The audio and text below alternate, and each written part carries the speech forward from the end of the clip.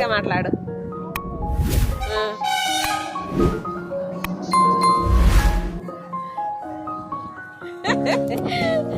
Hi friends, ఎలా ఉన్నారు? బాగున్నారా? మా మనవాడు చూడండి.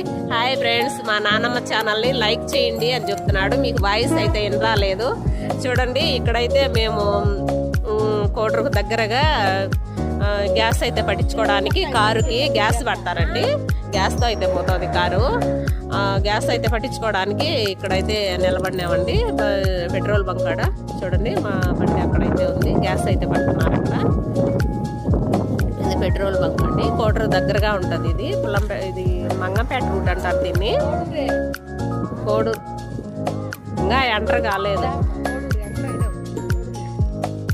ఇవన్నీ చూడండి, అంతా మొత్తం టౌన్ అయితే టౌన్కు దగ్గరగా ఉన్నాం కాబట్టి ఇలా ఉందండి.